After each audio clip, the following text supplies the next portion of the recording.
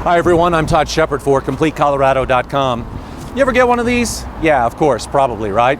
But let me ask you a couple of questions. If you get a parking ticket, does that make you a bad person? Does it make you a criminal? No, of course not. A parking ticket is just a fine. It's meant to modify your behavior. You pay a few bucks and you move on. But what would you say if I told you there are a dozen or so small businesses in Colorado that are facing a single fine so large it threatens to shutter the business entirely? It would ruin the business owner's life savings, and it would take all of the current workers and put them back on the unemployment line. Come with me, the story starts over here. By law, any company that operates in Colorado is supposed to keep a kind of insurance that pays for an employee in case they get hurt on the job. It's called workers' comp, and it's not really controversial at all. Virtually everyone thinks a business ought to keep this kind of insurance. But about 12 years ago, the state did an audit and they found a lot of companies in Colorado that weren't keeping up with all of the requirements that they're supposed to have when it comes to this kind of insurance. What happened next? Well, I'm sure you can guess. These guys and gals decided to get tough. They passed a law in 2005 that allowed the state to start issuing fines whenever they found a company that was out of compliance. Sounds like getting tough to me. Now, meet one of these businesses facing one of these impossible fines. For just about 3 decades off Highway 287 on the north side of Longmont, Robert Duran has been making the world brighter with flowers. Right now, this is what keeps me sane right now. If it wasn't for my little babies right here, I'd probably be in the state hospital down in Pueblo. His business is a mix of wholesale and retail, but because he's essentially in the grocery business, his margins are very, very thin. Duran did have a mistake in his workers' comp coverage years ago in 2008, and when you're a first-time violator, the fines are somewhat small. But in October of 2015, he got the news of the fine he couldn't believe. The fine right now is around $200. Okay, just one more second. Before we learn the amount of Mr. Duran's fine, let me set the expectation for you, and keep in mind, it's not my expectation. This comes from the legislature. When lawmakers debated the bill, the official projection was from all across the entire state.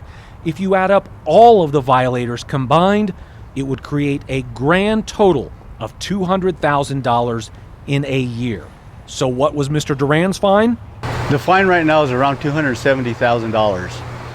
All we're trying to do is stay in compliance, and if they make it very difficult when they go back to 2013, and I've asked them if it was so important, why didn't they send the stuff out registered mail so we can have a fighting chance with this thing? That's right. Mr. Duran's fine is $70,000 more than the estimated collections from all of the violators in the entire first year of enforcement. But if you think Mr. Duran is in a spot, then you should meet Luis and Sylvia Atunez. Their Mexican grill near 70th and Pecos is open 84 hours a week. No long time ago, they sent me a letter that we do not have, or we have gaps. We have gaps that for some reason we didn't have for complete year.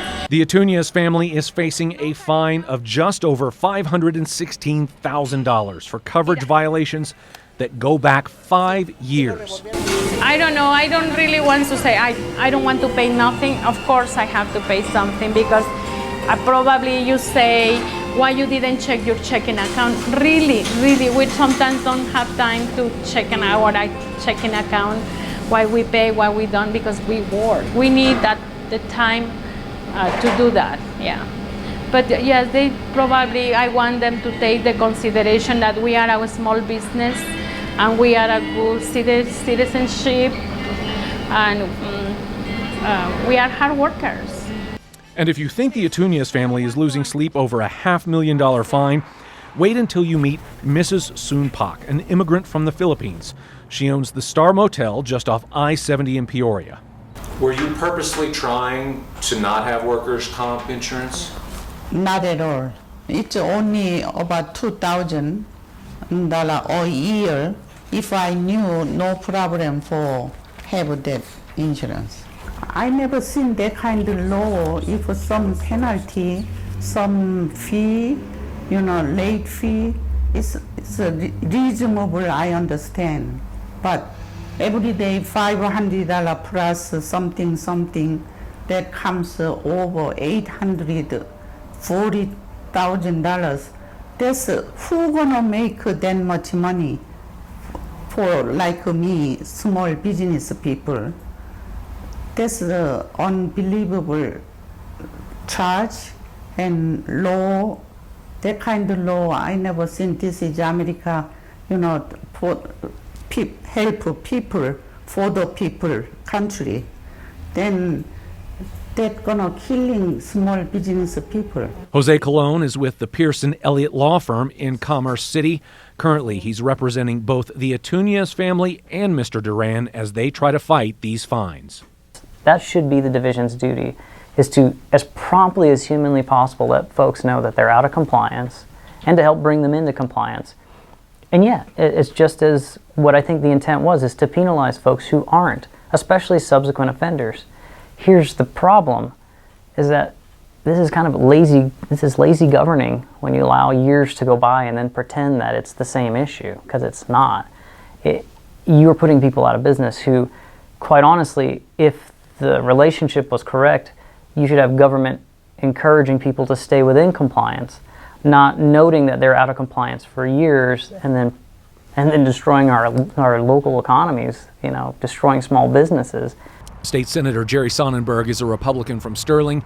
He says these fines are emblematic of a larger, broader culture of fines that have overtaken state government, and he's had personal experience. I used to serve on an insurance company board, and that insurance company board had a line item of $500,000 on it. And I asked, what was that $500,000 for?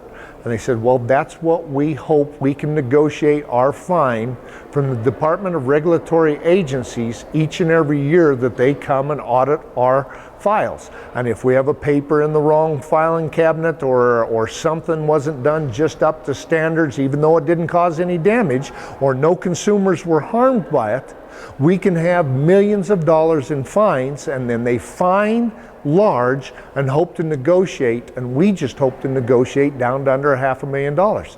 Small companies can't do that. Small companies, they look at and say, look, we're not going to negotiate, or if we negotiate, we're not negotiating down to where you can actually afford it and stay in business. We're going to impose that fine that essentially puts you out of business without caring. One of the sponsors of the 2005 bill, former state representative Fran Coleman, told us by email she believes new legislation is in order to address these draconian fines, and that the intent of the legislation was to never put small businesses out of business. It's a sentiment Sonnenberg certainly agrees with. Well, I have already called on the governor to take a look at these scenarios in which they are doing heavy-handed fines, whether it be from CDPHE or the Department of Labor and Employment or from the Department of Regulatory Agencies, that, Governor, you've got to get your handle on this and again, provide help rather than a hammer. Reporting for CompleteColorado.com, I'm Todd Shepard.